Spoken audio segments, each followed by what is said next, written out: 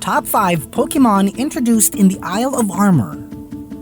Months after Pokémon Sword and Shield's release, Nintendo Direct surprised every single trainer with new expansion passes, namely the Isle of Armor and Crown Tundra. Now, we all know the Sword and Shield originally had only 400 Pokémon out of the 890, which disappointed most of us. But thanks to these expansion passes, the rest of the 490 will be added along with the DLCs. The Isle of Armor was released first and introduced 211 Pokémon back into the game. So rejoice, trainers! And mind you, there have been very solid Pokémon that were added in the DLC that most of the competitive trainers were waiting for ever since the game's first release. We also got excited when we saw the entire list, and we're sure that you were too. How's it going, trainers? And welcome to our YouTube channel, The Legendary Comic Heroes. Today, we will be showcasing the top 5 Pokémon that were introduced in the Isle of Armor DLC. So prepare your Pokeballs as we set sail to the Isle of Armor. Number 5. Galarian Slobro. Slowly crawling to our 5th spot, we have Galarian Slobro. Now the difference between the original Slowbro and the Galarian one is their stat lines, abilities, and more importantly, their typings. Slowbro is a water psychic type and is leaning towards a defensive stat line sporting a 110 base defense and 80 special defense, while Galarian Slowbro is a poison psychic type with a more balanced offensive stat line, having a solid base of 100 on both its attack and special attack. Galarian Slowbro's ability is called Quick Draw, and it acts like the item Quick Claw because they have the same effect. Now, we don't use Galarian Slowbro for his ability, but his typing. He's still very slow, that would make him a perfect candidate for a Trick Room Sweeper. His offensive typing gives him access to Sludge Bomb and Psychic, which are amazing moves for the current metagame. Overall, Galarian Slowbro is a must-have for trainers with Trick Room setters. Number 4. Azumaril. Cute Water Bunny incoming. Azumaril takes the 4th spot. It's back and still carries all the cuteness and raw power with it. As usual, Azumaril's offensive Water Fairy typing gives it access to some powerful and useful moves such as Aqua Jet and Play Rough. Its ability Huge Power makes it shine the brightest because once Belly Drum is all set up, you better bring some Focus Sashes with you to withstand a hit from this adorable creature. Looking at the numbers, Huge Power bumps Azumaril's attack to a solid 100, and as if that's not terrifying enough, once Belly Drum kicks in, Azumaril will virtually have 200 or more attack to make sure it can destroy and sweep entire teams with just a tiny slap. With Dynamax coming into the picture, Azumaril will be a force to be reckoned with. So go breed some Marils right now, because you're going to be missing out on all the fun. The Pokemon that we have introduced to you so far are quite powerful, aren't they? But there's more where they came from. So do stick around till the end of the video and make sure to leave a like and subscribe to our YouTube channel for more entertaining videos like this. Number 3. Amundus. Amundus takes the 3rd spot. Yes, trainers, the evil mushroom is back and he still uses the same tricks to win our battles for us.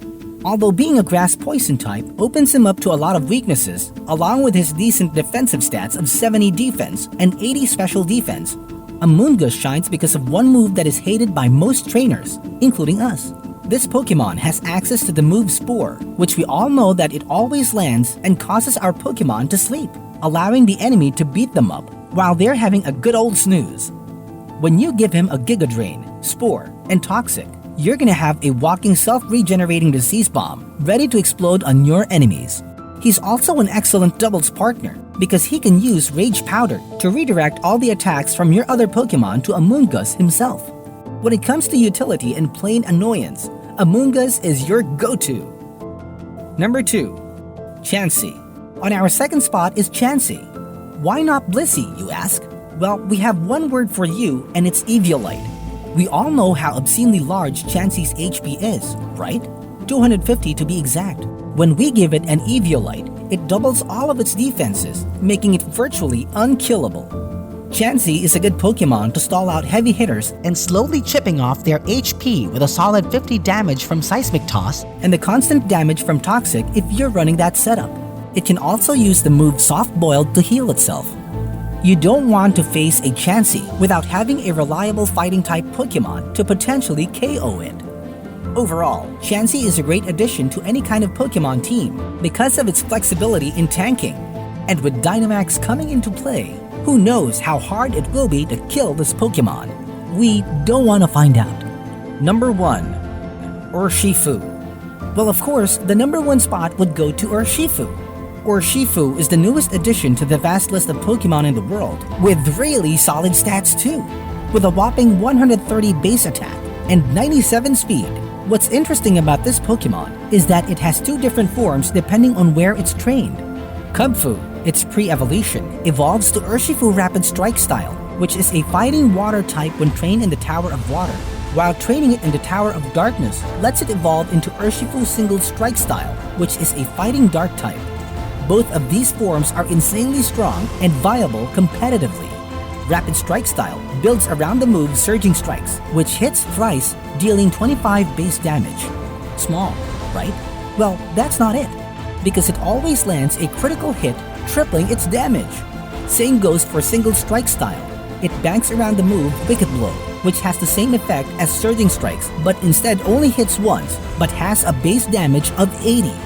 On top of all that, they have their Gigantamax forms and transforms these 2 powerful moves into G-Max Rapid Flow and G-Max One Blow respectively. Everyone gets a Kubfu when you visit the Isle of Armor, so you better train it well. And that wraps up our top 5 Pokémon introduced in Sword and Shield.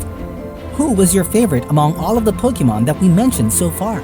Please tell us in the comments section and share your thoughts with us so that we can include them in our future videos. With the release of the Isle of Armor and the different Pokémon it reintroduced, we are surely excited what the Crown Tundra brings. So let's keep our heads up and do our best, trainers! If you enjoyed this video, please don't forget to like and subscribe to our channel, Legendary Comic Heroes, for more amazing videos. Thanks for watching!